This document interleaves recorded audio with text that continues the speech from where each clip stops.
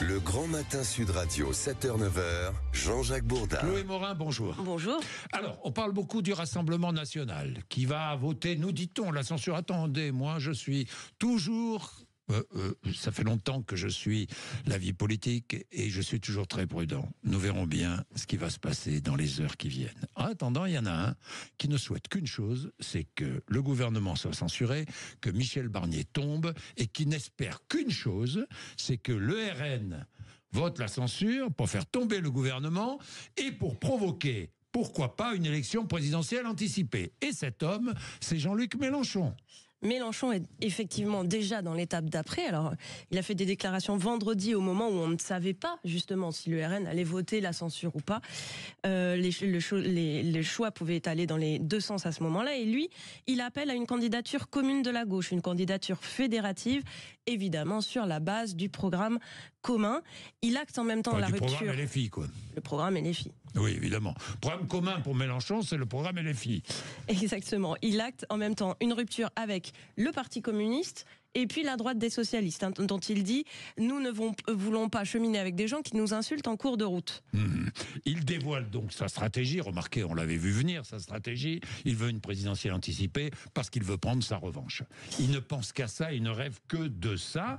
Mais il l'a rarement dit aussi clairement, quand même. Oui, l'objectif de Jean-Luc Mélenchon, effectivement, il était connu depuis des mois, mais là, il devient clair. Provoquer d'abord, à force de bazar parlementaire et de blocage politique, une démission du président de la République pour avoir une présidentielle anticipée, et puis ensuite parier sur le fait que les autres partis de gauche seront pris de court, n'auront pas le temps de présenter des candidats assez solides, et donc lui permettre à lui d'être le candidat central de la gauche. Oui, mais le lendemain de cet appel, que s'est-il passé ? Eh bien, Marine Tondelier et Lucie Castet ont lancé de leur côté leur propre appel à l'union. On peut ajouter même Alexis Corbière qui a fait la même chose de son côté. Ouais. L'ex-insoumis qui a été purgé, comme on dit. Et donc, tout ça comme pour accréditer l'idée que tous les leaders de la gauche auraient déjà basculé dans la présidentielle anticipée. Ce qui veut dire que la gauche se moque totalement de la situation actuelle ou pas, ne pense qu'à une chose. Et là, ils se sont révélés à la présidentielle de 2027. Mais comme les autres, ils sont comme les autres. N'est-ce pas une preuve de déconnexion totale avec les attentes des Français ? Ils n'en sont pas à demander, ils en sont à demander de nouvelles élections, une élection présidentielle, alors que le quotidien des Français, c'est pas une élection présidentielle. À déconnexion totale. Au moment où les Français se demandent si leurs impôts vont être augmentés, leurs frais de santé remboursés ou non, si les prix de l'électricité vont flamber, la gauche, en effet, n'a qu'une obsession, débarquer Emmanuel Macron et se partager le pouvoir. Quelle indécence ! 68% des Français anticipent une crise financière en cas de censure du gouvernement. C'est dire à quel point l'inquiétude est grande. Et le rôle de la gauche dans tout ça, vraisemblablement, c'est d'ajouter de la crise à la crise. Oui, il n'y a pas que la gauche, le RN aussi, le gouvernement, enfin tout le monde y participe. Pourquoi Mélenchon semble-t-il si pressé de provoquer une présidentielle ? Contrairement à Marine Le Pen, il n'a pas de calendrier judiciaire et d'inéligibilité en vue. Il a sa propre course contre la montre. Parce qu'en réalité, quand vous regardez les sondages, son image ne cesse de se dégrader. Et dans les intentions de vote, il y a de plus en plus, là, pour l'instant, il y a 2 responsables politiques de gauche qui font mieux que lui dans une intention de vote présidentielle, mais demain, il pourrait y en avoir 3 ou 4.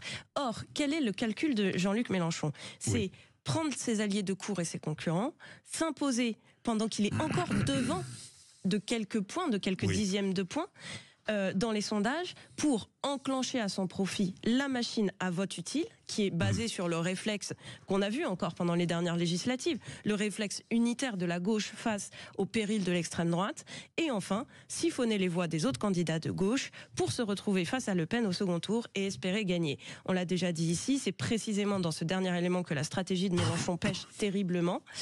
En accélérant le temps politique comme il essaye de le faire, je crois que Mélenchon ne parviendra probablement qu'à une chose, perdre la main plus vite. Qu'en pensez-vous ? Je pense. Non, mais je vais vous dire, j'ai écouté avec beaucoup d'attention l'analyse de Chloé Morin, mais vous avez raison, Jean-Jacques. Là, on est pratiquement dans les fêtes de fin d'année. Enfin, les Français, c'est pas leur sujet. Chloé l'a dit. C'est quoi la hausse du prix de l'électricité ? C'est quoi enfin, vous voyez, c'est ça le quotidien des Français. Et là, on a une classe politique qui en plus, je vais vous dire, à force d'angoisser les Français sur ce sujet-là quand même, parce que ça risque d'être dépressif, par exemple, sur la consommation de fin d'année, même si ça démarre très... Mais oui, parce que tout ça, c'est de la confiance. Quand vous savez pas à quelle sauce vous allez être mangé, vous avez envie de dépenser des milliers et des cents, si tant est que vous les ayez. Vous avez votre épargne et vous n'y touchez pas. Mais bien sûr. Alors, le vieux serpent de mer, c'est de savoir à quel moment un pouvoir politique osera toucher à l'épargne des Français. Oui. Vous savez que c'est une épée de Damoclès, notamment sur l'assurance vie. Mais on en a des épées de Damoclès au-dessus de la tête, là. Bien sûr. On en a. Bien sûr. Donc, alors hier, j'ai croisé Manuel Bompard, le coordinateur de LFI, avec qui j'ai échangé quelques mots. Et sur les candidatures pour la présidentielle, je lui ai dit, mais François Hollande, vous voyez, ça peut être le plus petit dénominateur commun à gauche. Et il m'a dit, non mais même pas en rêve, vous imaginez. Non mais nous, on va pas se retirer pour François Hollande. Donc ce qui risque de se passer quand même, c'est que si vous avez une élection présidentielle anticipée, vu l'état politique général du pays, c'est que vous pouvez avoir 4 candidats à gauche, 4 candidats à droite, ça peut être un truc hallucinant. Bien malin qui peut dire qui serait au second tour dans ces conditions-là. Et puis franchement, est-ce que le pays a les moyens de vivre une nouvelle élection présidentielle ? On vient d'échapper alors qu'il y a une échéance en 2027. On vient d'échapper à Standard & Poor's, vous avez vu, à l'agence. Mais si vous n'avez pas de budget, si vous n'avez plus de gouvernement, si vous avez une élection présidentielle anticipée, mais vous imaginez l'image du pays, les crises qui vont s'ajouter aux crises. Enfin, c'est... Alors, de toute façon, je pense que la question de la dette et des déficits, elle ne sera pas réglée tant qu'on n'aura pas à nouveau... Je n'appelle pas une présidentielle anticipée, mais tant qu'on n'aura pas à nouveau un président de la République avec une majorité, on ne réglera pas le problème de la dette. Parce qu'aujourd'hui, des députés qui se disent dans 6 mois, je vais peut-être devoir retourner devant mes électeurs, comment voulez-vous qu'ils votent des mesures difficiles, quelles qu'elles soient ? Donc, aujourd'hui, on peut se dire que dans les 2 ans qui viennent, il y a quand même assez peu de chances qu'on règle durablement le problème de la dette et des déficits publics. Bien, il est 8h21. Edwige Diaz, qui est vice-présidente du Rassemblement national, sera mon invitée tout à l'heure à 8h30.